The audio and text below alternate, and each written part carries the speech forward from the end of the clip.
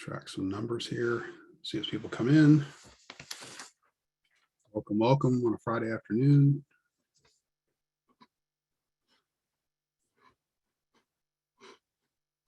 Let's see here. All right, looks like everyone's coming in. Welcome again on a Friday afternoon. Hopefully it's beautiful where you are, or hopefully you're beautiful where you are. So welcome to National REIA, Real Estate Investors Association. We're here to work on a couple of things today. We've got a little bit of a legislative update. We've got a couple of great folks with us. I'll introduce them momentarily, but make sure everybody's coming in here.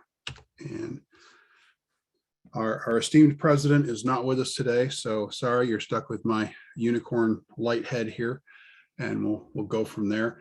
Again, Charles Tassell, CEO, and then we're joined today by Jeff Greenberger and Cynthia Ashby, and they are going to give us a little insight on self-storage. Folks, this is a great opportunity. You're going to hear from a couple of experts in the field.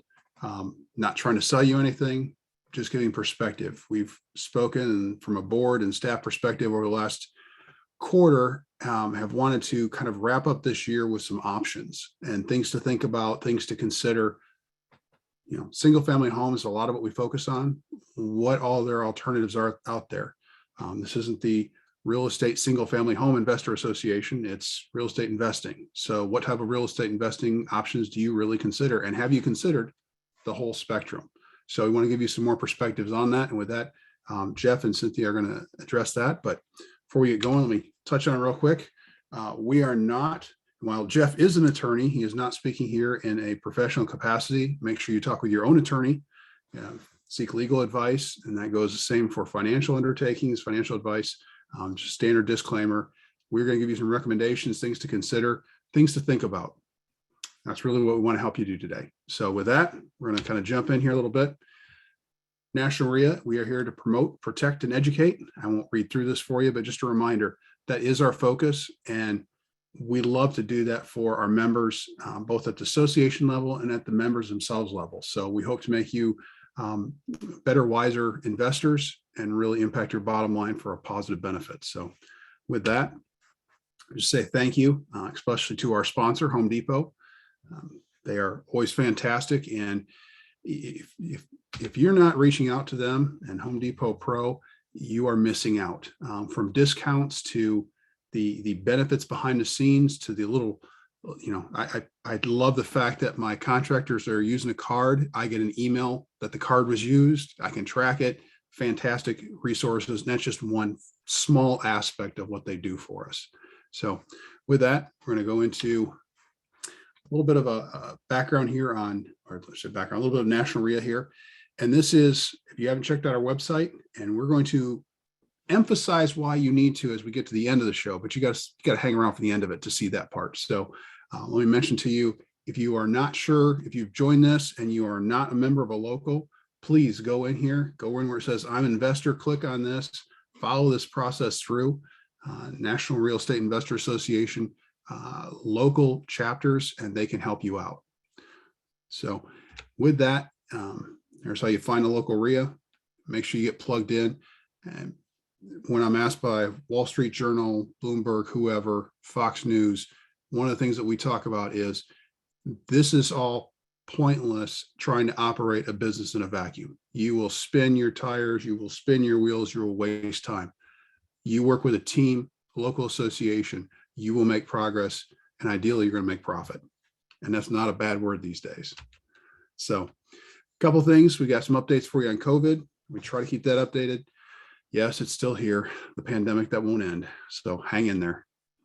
So with that, follow up on community. This is where we're going to follow up at the end of the day. I do want to give you a little heads up. Lori will mention this a little more later, but we'll talk about it. Community is absolutely essential. This is a new process we're rolling out, and this is where we want to hear from you. You have an opportunity to speak. You have an opportunity to provide feedback, and this is how we make each other better. Kind of that steel sharpens steel aspect of it. We can improve each other, give each other tips, tidbits, and we want to make sure this is an open area for that. This is a little more about it here. Laura, you want to jump in on, take some of this on here?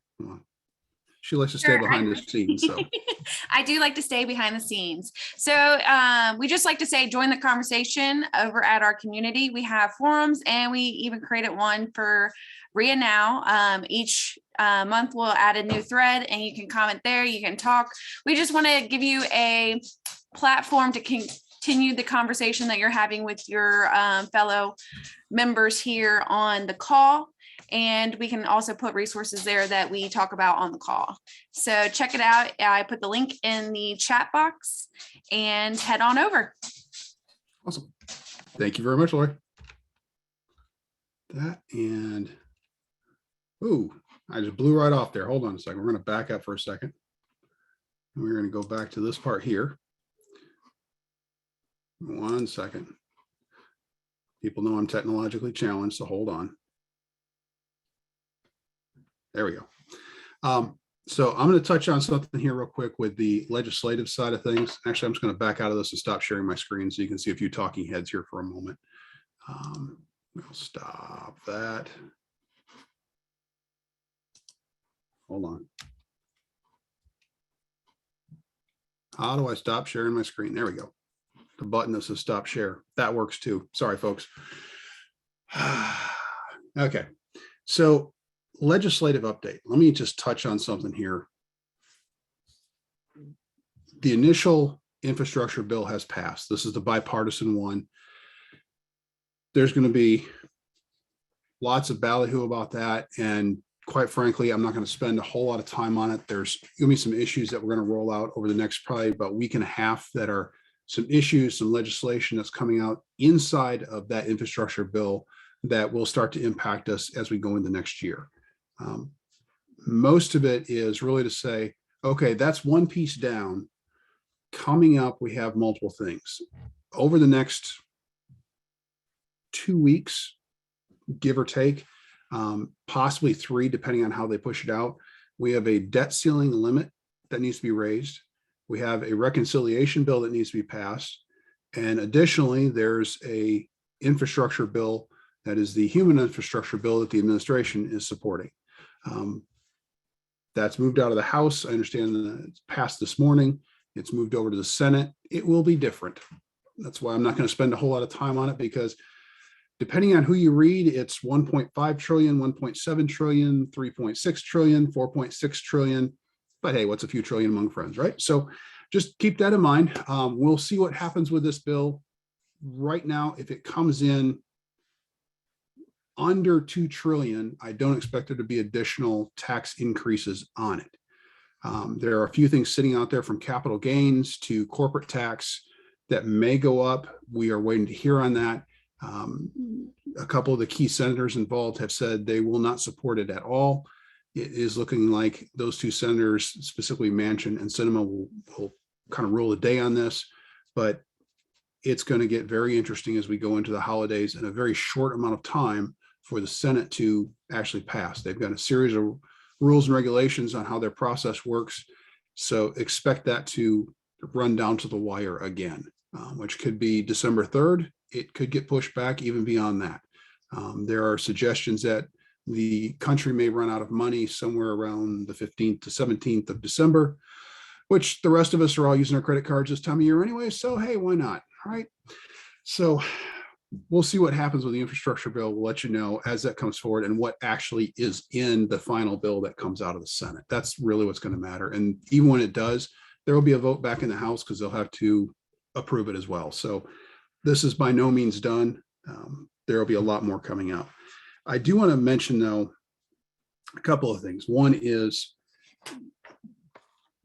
from a national REIA perspective, we have not kind of jumped all over this issue. It's been in the papers. It's been pushed nationally, and that is the OSHA ruling on 100+ person businesses or employee businesses and the mandate for vaccines. Behind the scenes, OSHA has said very clearly they will look at moving for businesses under 100 as well. We don't know how far down that will go. We're waiting to hear on that.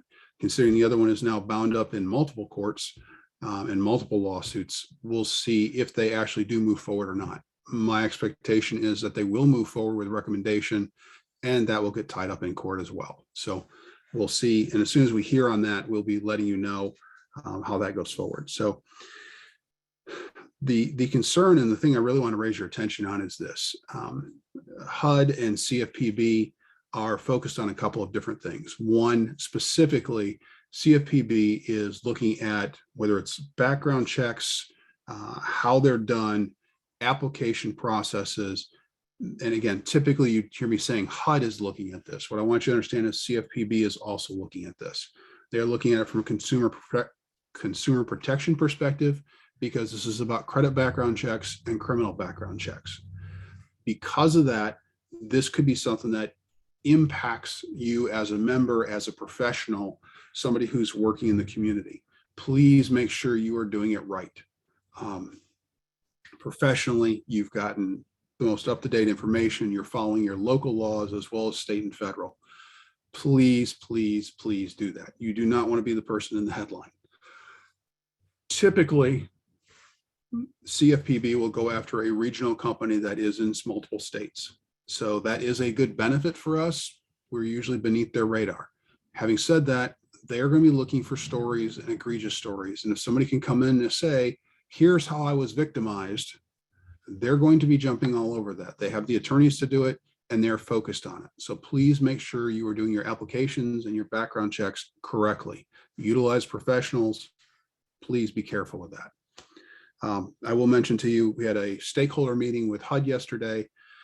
They were surprised at the lack of questions. Then when they rolled out the rehab and resiliency program that they are talking about. Now, they basically said, here's what we want to do. We want to make sure that there's resiliency and energy efficiency in rental property. Well, actually just the stuff that we control, but it's going to roll out to everybody else eventually. It was a very long and interesting conversation in one sense. This is still at the conceptual level. They have 100 different goals that they're working through, and we will be working with them. We've already talked a little bit about how we can provide some feedback to them. So if you are a local member and you have provided rehab, have experience on different energy efficiencies efforts, and have real ROI experience on that or lack thereof, please share that with us. Please share that with me. My email, charles@nationalrea.org. Please send me that information. That will be very helpful. We'll probably as we go into about January, probably putting out a survey speaking about that issue and addressing that concern. I will mention there's another survey we're working on and trying to. Treasury and HUD are both very interested in rental assistance and the impact of it. So there is going to be a focus on that aspect. We are probably going to be putting out some information, looking for a survey. Folks, I need participation, not just if you've had a problem, but if you've had no problem or here's how the solution occurred, please provide that information. So again, 2 surveys, look for one coming in early December, one probably in January, February, depending on how HUD moves on this on energy efficiency. With that, I won't belabor the points on a nice Friday afternoon. Hopefully everybody can have a happier weekend and go into Thanksgiving. But are there any questions on the government affairs side of things? I should mention there are still 6 states, by the way, if you are moving on. I was in Florida last week and had the pleasure of talking with a number of small business owners. And one of the things they said was, yeah, it's been slow, but we've been open since April. Things are great here. And talked to some other businesses and owners in different parts of the country, and they're like, yeah, we're still locked down. I can't really open my business yet too much. So depending on where you're at, you may be experiencing this very differently. Keep that in mind and share that information and how you're struggling. We're going to be looking for that. So any other questions or thoughts? All right, with that, I won't belabor this. We'll get into I'm going to have Jeff Greenberger, who is the parliamentarian and consultant and advisor to the stars, let alone self-storage industry. I've worked with Jeff and had the pleasure of it and the privilege of it for 20 plus years. He is an absolute rock star when it comes to not only being able to convey to you what's the law, but what's right, what's wrong, where the gray areas are, and how you should take care as a business owner. He's done this not only in the real estate side with rental property, but also on self-storage. He is a national speaker. I've had the, I should say, he had the misfortune of me literally showing up in his office one day and saying, I have a director from HUD on the phone. I need you to talk to him right now. So those are the kinds of things that happen. And Jeff has been wonderful and very helpful on that side of it. And joining him is Cynthia Ashby, and Cindy is very experienced on the self-storage side of things. And in fact, I think what you'll find very interesting, not only has she spoken on this and really provides good insight, she actually has a very interesting perspective in that she does a lot of automation and makes this a simpler process, simplifying labor, simplifying time and effort. And those are things that, let's face it, when we can do that, that is fantastic. So with that, Jeff, Cindy, please take it away. Hi, everyone. Thank you for joining us. I apologize in advance. I'm on a drive, so I'm not able to video, and I may break up a little bit, but I'm going to do my best to hang on and get this call done. And I can't thank Cindy, my friend, my mentor, my sounding board, for joining me in this little adventure today and giving up some of her time. I've spoken to the REIA group many times. This is Cindy's first, so be gentle on her. But thank you all for joining us. So Cindy, hello. And anyone ever call your office these days and say, I think I might want to get involved in self-storage? I do get that. I get quite often. And I'm picking up some feedback. Is that coming from, maybe it's my volume. Sorry, I'm actually at a self-storage facility sitting in the maintenance room on their golf cart. So when I say I do self-storage, I really do self-storage. So thank you, Charles, for having me, and Jeff, just thank you for being you and doing you so well everywhere in real estate, for sure. So yes, people pick up the phone often.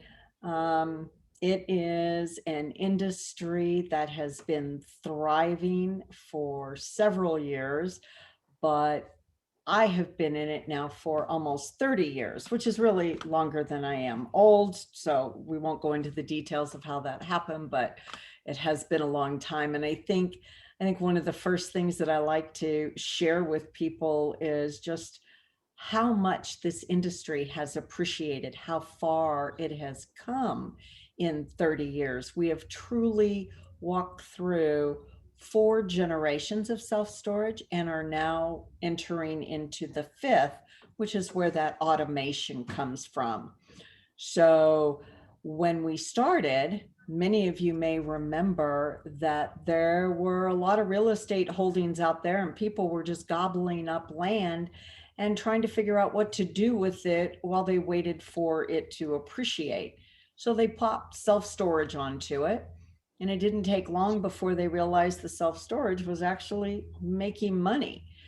What they did was they staffed it with husband and wives who were on Social Security, had limits to their income. They gave them an apartment and said, you can live here, you're the caretaker, and we'll pay you each $12,000 a year. That was stage 1. And as real estate caught on, or as the self-storage caught on, it started capturing the eye of larger investors, and hence began the real estate investment trust interest.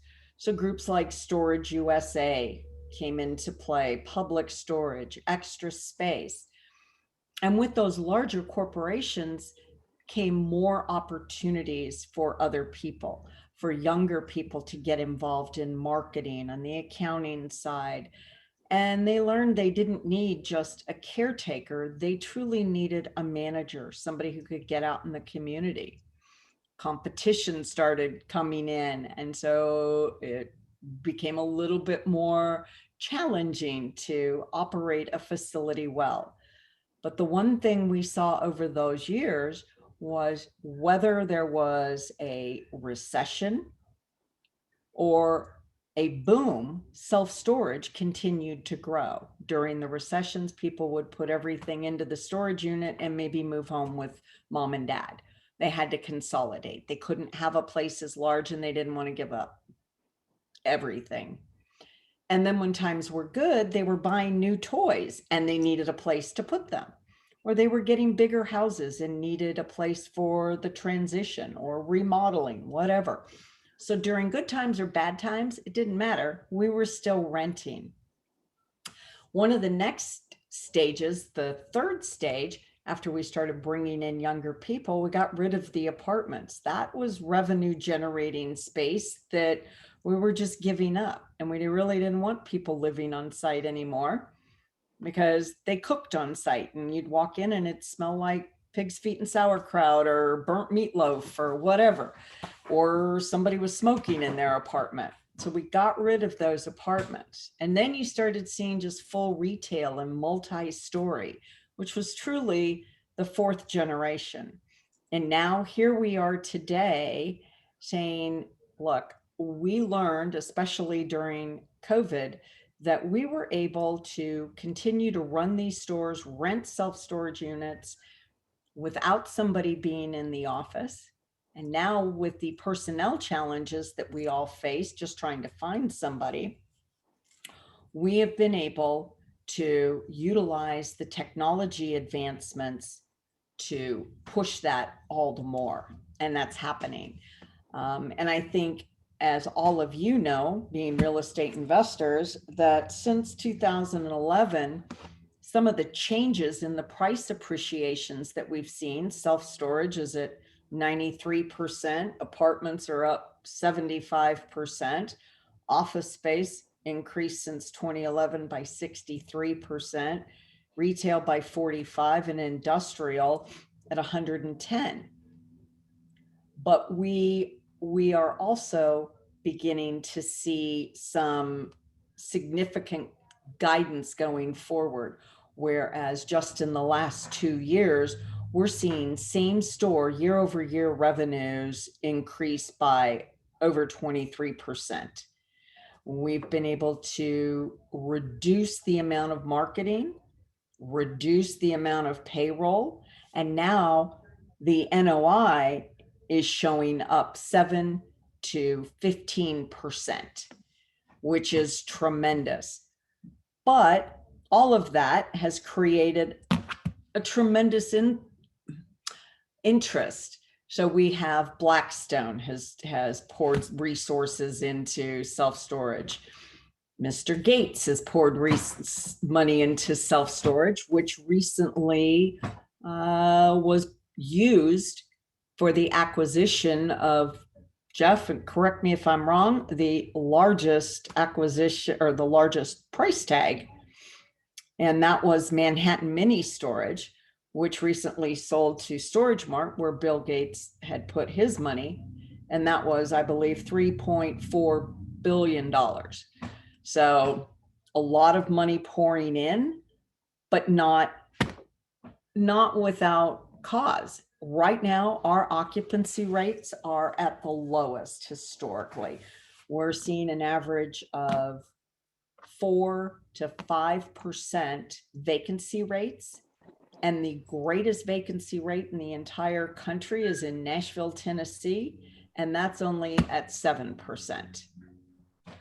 So we've also begun to see a migration that COVID brought about that says, hey, you know, people are leaving the city. So they've put their items in storage and they're moving to more tertiary markets. How long is that going to last? We don't know. You know, we do realize that there may be some headwinds as we start to see some stabilization, but at this point, there is no sign of it slowing down. But when you ask anybody, what is your greatest challenge? It is, without a doubt, they will tell you it is trying to find the personnel. And that is now being mitigated with the use of websites. People are able to completely rent a unit online, sign their rental agreement. We're able to capture all the information we need. We have new technology out that allows Bluetooth locks on the self-storage units, just like on hotels, motels, and apartments. So that has all facilitated this. Now, today, what we're doing is we're able to take a higher level of manager where they may have been making $13 to $15 an hour. Maybe they were a team lead, a trainer. We're taking these individuals, we're raising their pay. Now they're getting $55,000 a year, $60,000, but instead of managing one facility, they're managing 5 to 10 facilities. And they're able to do that virtually from one hub. They're able to, a customer can walk into the office and have someone come over proactively to say, "Hi, welcome to my storage center. My name is Cindy. I'm your virtual manager." I can talk to them. We're interacting. They get to know them, but they're just not in the office. And as soon as they finish that interaction, they may have another one in Utah, and they've got another one in North Carolina or in Alabama. So they are able, through cameras, Bluetooth technology, and the use of whether it's a WebEx type call or Skype call, they are able to interact with customers. We see this technology advancing not just in self-storage, but this technology also advancing at some point and going into multifamily, into hospitality. They've been using it at the banks. The banks, when you pull up at the teller for Bank of America now, you have somebody behind a screen and you don't know where that person is. I believe it was Bank of America that laid off over 4,000, but they are now paying $25 an hour for a bank teller versus $12 an hour.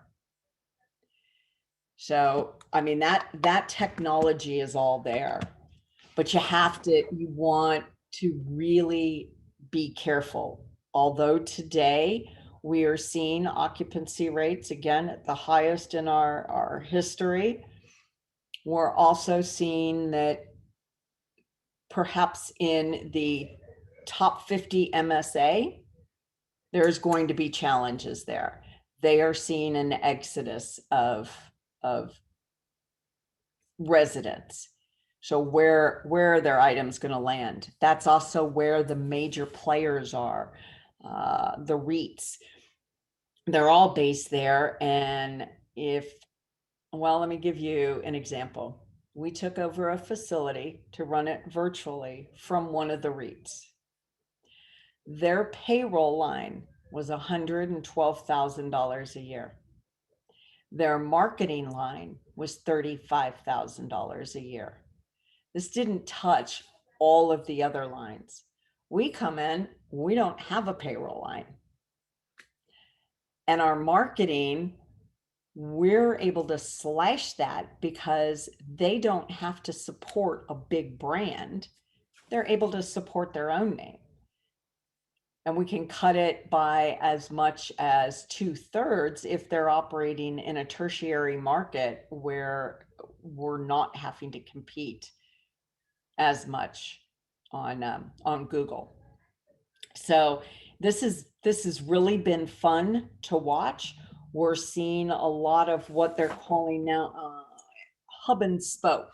So maybe they'll have one facility, like the facility I'm at right now. It has 200,000 square feet with over 1,500 units. So they're able to use this for a base and then pick up satellite locations around it that are smaller and they're unmanned, but they run them out of this one office. And then they're able to share that manager or that maintenance person. There's so many new opportunities, new things coming that are doing nothing but improving that bottom line. And with today's cap rates, and I believe that everyone is anticipating these cap rates to continue to compress for at least the next 12 months. If you're able to add 100,000 a year to your bottom line at a 3 cap, what does that look like? That's significant. If you're able to just add 20,000 to the NOI by cutting those expenses, what does that look like? So it's a lot of fun finding different ways to improve not just the bottom line for the owner, but to improve the UX, the user experience. One of the things that I love is you've got all the cameras and the microphones are in there, so I can hear them when a customer's in the office, and I'll hear them say, "Wow, this is like being on the Jetsons. Wow, where's Astro? Or this is so cool. I've got to rent here." It's just fascinating. They love to be a part of it. And they don't feel like they're in a place where it is just a kiosk or let's say an ATM.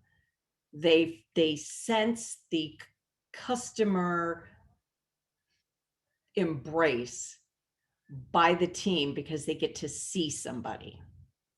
They get to see their face and ask questions. And sometimes they're even peeking around the screen going, are you really, where are you?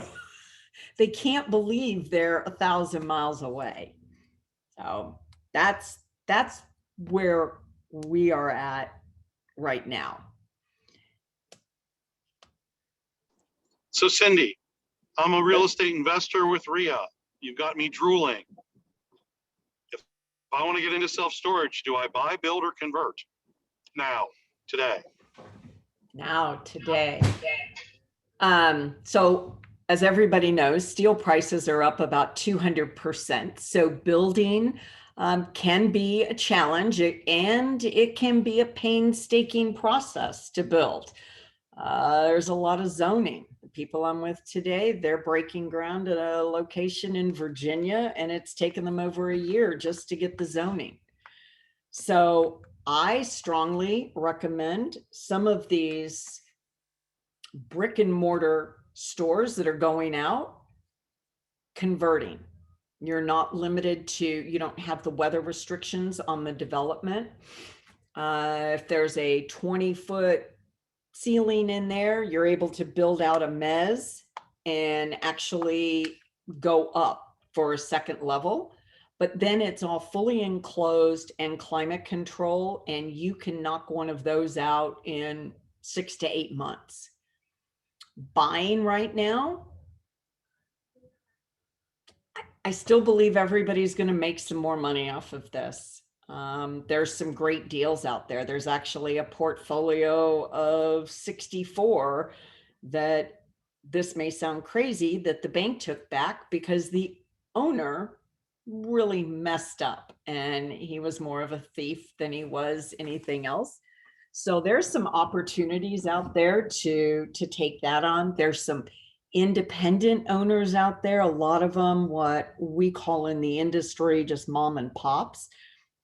They've had their facility for 10, 20 years. They're not charging the right late fees. They're not selling insurance. And I haven't even raised the rates on my tenants in the last 5 years, but they're scared. They're afraid that they're going to lose their 1031s, that those are going to go away. They're afraid of the changes to the cap gains, and their kids don't want it. So they're selling. And if you can get one of those, it's a fantastic time to buy. Absolutely. How many square feet do I need to have a viable self-storage facility, manned or unmanned, or both, please, so that the investors know what they should be looking for? So I would definitely recommend at least 60,000 square feet if it is a standalone facility that you are buying and without any experience, because you will definitely be able to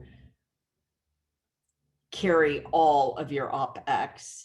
However, with the new remote technology and virtual technology, we're able to come in with only 35,000 square feet, sometimes even less.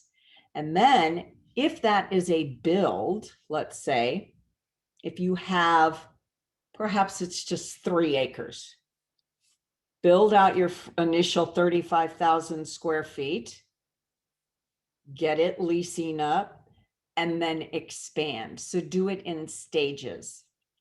As an example, and how fast this can work, we built one in Fultondale, Alabama, outside of Birmingham. The first phase was 35,000 square feet. And within 3 months, we had them covering all of their OpEx. The only thing that wasn't covered was their mortgage and taxes. We added on, did another 30,000 square feet, and they are now just under 1 year, 60,000 square feet, and making money hand over fist, ready to go into the third expansion, because occupancy is at 87%. And yeah, they're doing very well, very well.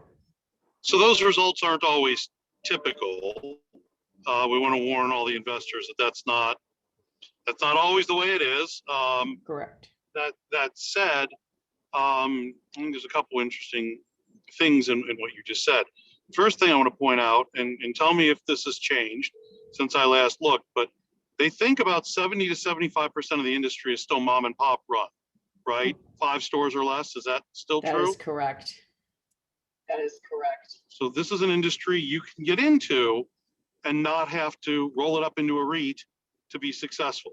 I want you in a minute to talk about exit strategy, but before that, I just want to point out to the investors that because I represent the REIAs and the multifamily and so forth, this is a different rental, right? This is not one-off into a home for a year and then at the end of the year you hope they renew or hope to get them out. You're doing, as Cindy said, if 35,000 square feet is a number, that can be 100 units, that can be more than 100 units, depending on the sizes you build. And those sizes matter depending on where you are. You're not going to build a lot of 10 by 20s in New York City. It's not needed, right? Everyone wants an extra closet. Mm-hmm. In Nebraska, that's going to be a very different ratio. But what you're dealing with is a lot of people renting small spaces from you all at the same time. So you're not suiciding on one tenant per real estate investment. You might have 200. And typically, just so that you understand, these rental agreements are month to month, unlike your residential type investments or commercial investments. While this is a commercial investment, we want to keep it month to month. The bigger folks, Extra Space and so forth, have formulas by which once you move in and they're going to give you a special, they're going to give you your first rent increase at 3 months. Most of the other folks do it at 4, and then they do it every 9. And being in year-to-year leases is not conducive to how rental increases happen in the real self-storage world. So this is a different investment. Make sure you approach it differently. If you're going to get into this, please use a consultant or an expert who can do a feasibility for you, who can tell you this needs to make this much money. These will be your operating expenses. This will be your capital expense, and stress test it. Everything's going great in the industry now. Make sure you run your formulas at lower rates, a 1% drop in rent, a 5% drop in occupancy? Can you still meet your nuts? If you can't, then reformulate, because this is an industry where people can also move out with 10 days notice if they're nice enough to give it to you. So you have to formulate that. You can't assume all rates are going to be the same as they are now. Stress test your investment. This is a different business because people can jump out on you, and they don't owe you large sums of money for breach of contract if they do, because they are month-to-month tenants.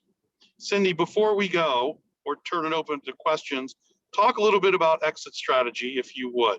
I own one of these things.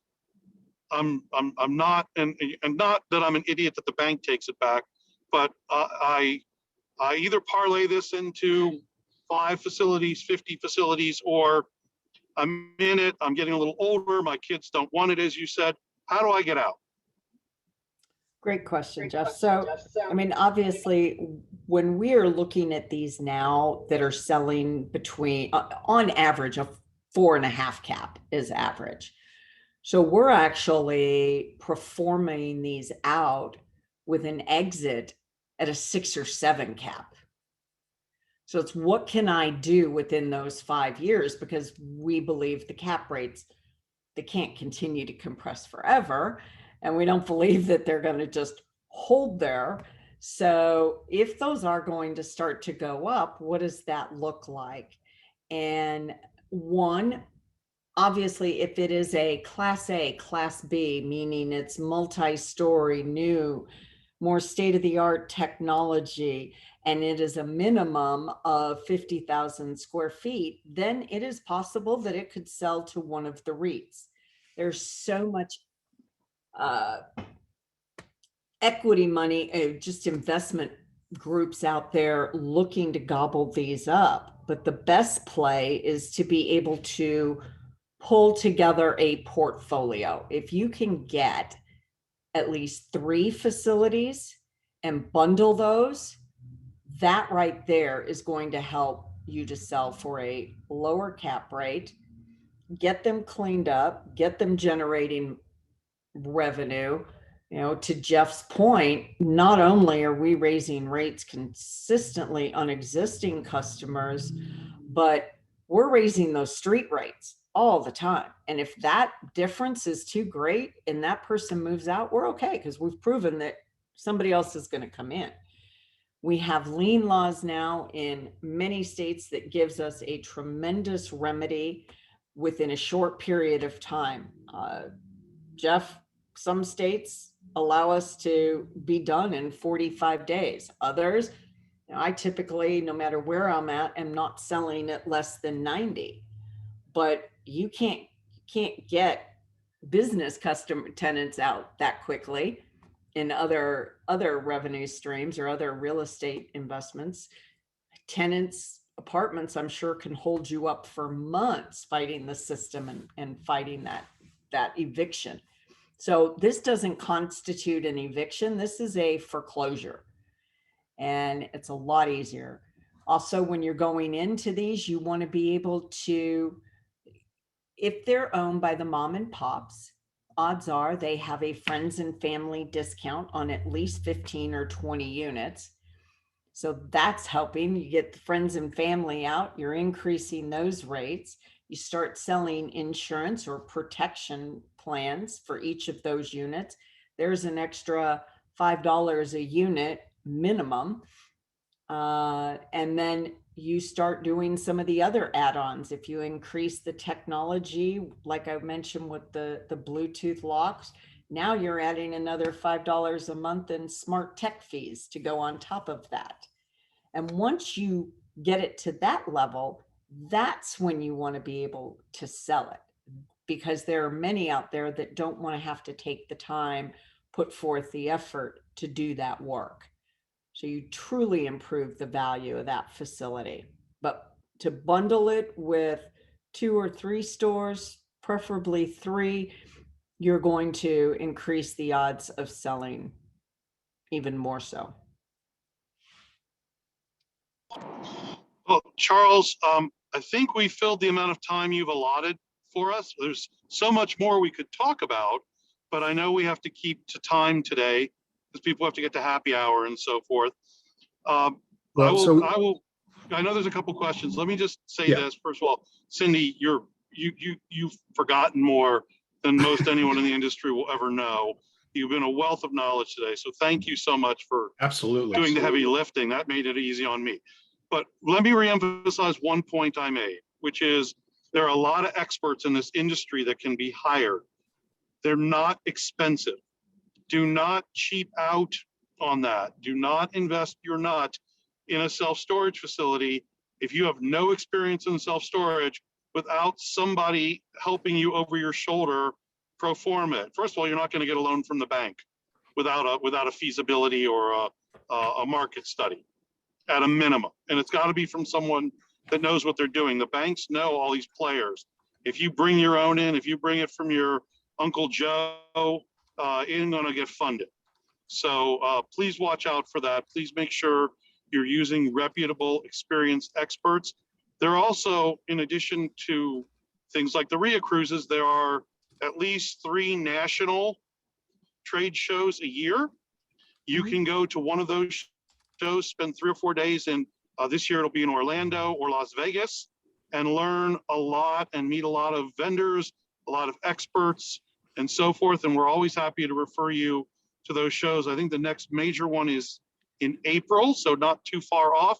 And almost every state, unlike REIA, which has local chapters, self-storage associations are by state only. And almost every state has a self-storage association or a self-storage owners group or something like that. They have a couple meetings, lunch type meetings and so forth. Cindy was the former president and relieved to be done with it of North Carolina, but they have a couple meetings a year and then a big annual type meeting when COVID doesn't stop those things from happening. So you can check in and find a state association and attend their meeting and learn a little bit and meet some experts and so forth. Everyone that calls himself an expert isn't, so be careful. If you have questions, we're always happy to tell you whether someone you're talking to has some reputation, but they ought to be able to at least introduce you to a couple other clients that they've helped that we'd be willing to speak nicely of them. I'm going to stop. Charles, I know you want to do a couple questions and some closing. So thank you so much for having us. Absolutely. Thank you, guys. Cindy, that was a wealth of information. Greatly appreciate it. Generated a few questions. I want to touch on these in a couple of different ways. One is the build or buy aspect was mentioned on one side, but thinking along those lines, is there a critical mass beyond, maybe it's 3 facilities, but is there a size? So for example, there's 5,000 square foot units or square foot buildings out there that are quote unquote self-storage. There's 10, 20,000. Do you really want to be at the 30? Is it not worth getting into the smaller ones? What level of perspective do you have on that? So if you're looking at some of these smaller facilities that literally somebody just drops some metal into a field and maybe there's 10, 25 units on it, I'm not going to say that's not going to generate some revenue, but the exit on those is not good at all. In fact, those can be picked up still. As great as things are right now, you could pick that up at a 10 cap. Because there is no office there. So now you have to think, how am I going to manage this? Typically what you have with that type of a unit is a phone number there, and some guy lives 2 blocks away and he meets the customer and has them sign a rental agreement and drives off. So I would definitely stay away from those. If you are looking to do something that is going to generate, 1, more passive income, and B, be something that you're going to exit from and still be smiling, I wouldn't look at anything less than 35,000 square feet. Okay. So to your point that you said about putting 2 or 3 facilities together, would it make sense if there were several smaller ones that you could get in an area update them. And part of the question I have behind this is an assumption. So a lot of us are used to property managers having a management company. Is there, depending on the technology that we align with, and if there's one that you recommend, can we set that up to say, okay, I'll buy this property, set it up, and it's good to go, and the manager will handle it from there? Yeah, I mean, there are definitely management companies out there that will pick these up. If I was looking for a management company, I would look for one that also would have the capability or the connections to sell the facility. So, or buy it themselves. A lot of management groups use these facilities to just add properties to their funnel in hopes that they're going to pick them up, or at least have an opportunity to. So yes, but to Jeff's point, again, not only is the feasibility and the demand study critical, but you also want to make sure that you have somebody who comes in and does a thorough due diligence. And that due diligence is not expensive. It's about maybe $2,500, but that person who does those right is going to come in and is going to visit all the competition. They are going to roll every single vacant unit and go through the company units. They're going to review every file for you to make sure that you're not picking up a mess. Because as Jeff will tell you, let's say it is that just little strip of 20 units. And maybe the guy just tells people to go ahead and move in and I'll get back with you later to get you to sign a rental agreement. Well, now you can't foreclose on them when they don't pay.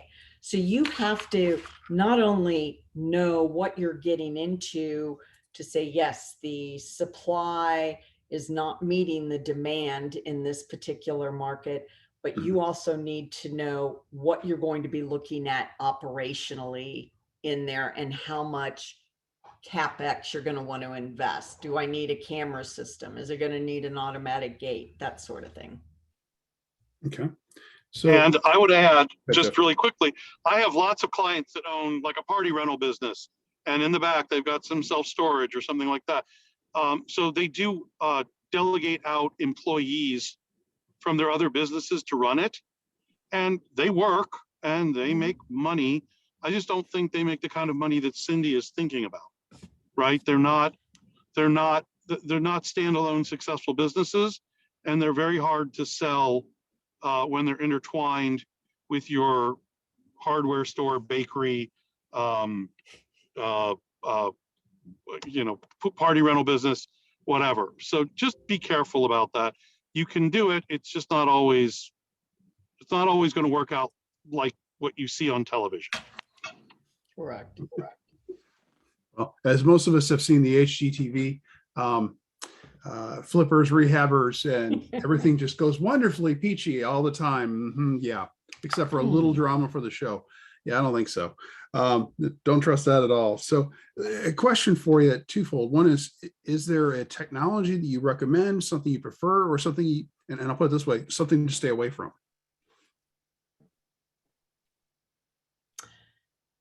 Wow. Maybe all of the above. So, you want to go with a reputable property management system. So just like in apartment rentals, it has Yardi and many other opportunities, same for self-storage. So find one that's reputable, that you're able to manage from anywhere, access those reports for auditing purposes, etc. I strongly encourage people to look to Janice's product of Noki, because that Bluetooth locking is definitely the next big thing, to the point that even Extra Space has now put it in over 800 of their facilities. So when the REITs buy in and are looking to make that investment, it's big. So you need a good camera system that you're going to be able to access remotely as well. But other than that, yeah, you just don't look to anything that isn't already have some level of use in the self-storage industry, because not everything that's out there that you can get in the box off the shelf is going to apply to self-storage. So let me, you mentioned something. I want to kind of translate to that, or transition to that a little bit. REITs.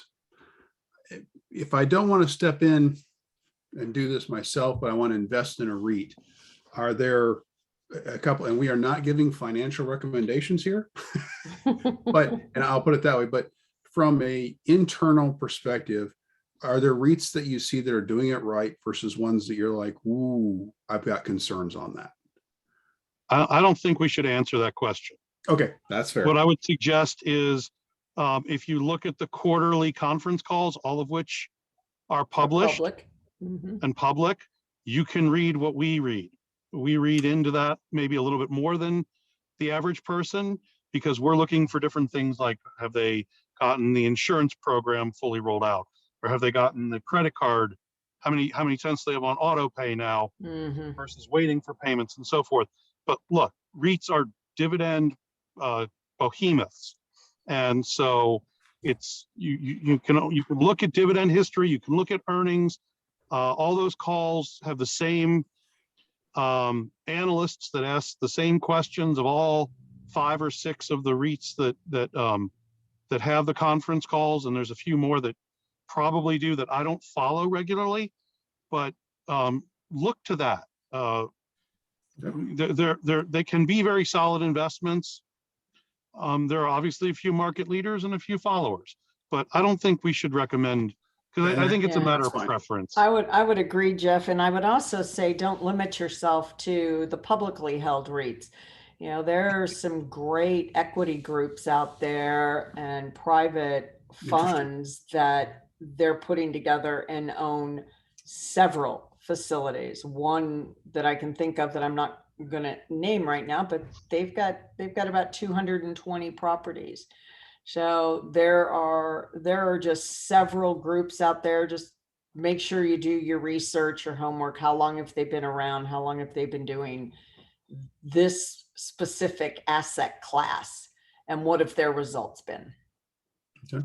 And then on Tuesday mornings, there's a social media thing called Clubhouse. And there's a large group that meets on Clubhouse Tuesdays at 10 a.m. Eastern for an hour or so, that are nothing but up and coming self-storage investors. They either have some, they're getting in, they're trying to get in, they're looking for new investors. And again, I'm not recommending you invest based on their being on Clubhouse, but if you want to join that social media group, Clubhouse is, I think at the moment, invitation only, but it doesn't take much to get an invitation. And so if you wish to be invited to join the Clubhouse self-storage group or any other thing on Clubhouse, it takes one invitation. And Charles, if you can put up my contact information for that, okay, I'd be happy to shoot you the invitation that you can join and listen to these other, what I'll call smaller investors, but not all small, but some of them are smaller. Some of them are looking for money. Some are looking for a place to put money. And so it's an interesting place, and there's a topic a week and then a Q&A session. And so if that's something you're interested in, to get deeper in, again, it's not that I recommend you do business with anyone on Clubhouse, but it's a place to learn, and maybe you'll find that right match that isn't a publicly traded REIT. Okay, but we are coming up on time here, so give me a moment to post Jeff's contact information. Lori, unless you, oh, thank you, Lori. And maybe post, Cindy, would you also post yours as well, if you don't mind people reaching out to you, or if you have someone? Yeah, how do you want me to post that? In the chat would be fabulous. Okay, I can do that. Thank Laura, you. if you want to just share it, then she'll take care of it for you. Well, I actually have a new one, so okay, let me, perfect. I will go ahead. So we appreciate it. I think we covered all the questions, and that gives us some from a self-storage perspective and insights, and greatly appreciate, like, as Jeff said, Cindy, thank you for the wealth of information you provided. And again, this is a recorded show, so it will be shared out with folks. Take a look at it if you want to watch it again and come back to the questions and the questions we can ask and the questions we can't answer. So with all that, I do want to thank our wonderful Executive Director, Rebecca McLean, watching from the sides. Give me an opportunity to run with all my training wheels on here, but just kidding. But thank you guys for a great session here and just following up with all this information. There are lots of opportunities to invest in. That's what we're about, real estate investing. And, you know, from Cindy to Jeff, you guys have just a wealth of information. And folks, if Jeff is recommending you follow up with somebody to get some more information, I highly recommend you take his advice. I've never gone wrong taking Jeff's advice. Cindy, I don't know if you want to nod to that as well, but he's a wealth of information. Nope, he is my attorney in self-storage and my go-to for good wine recommendations as well. There we go. So Thank that, you all for having me. thank you, Cindy. Thank you, Jeff. With that, we'll wrap up here. And thank you, Happy guys. Thanksgiving to all. Thank you for having me. Thank you. Have a great Thanksgiving, everyone. Take care.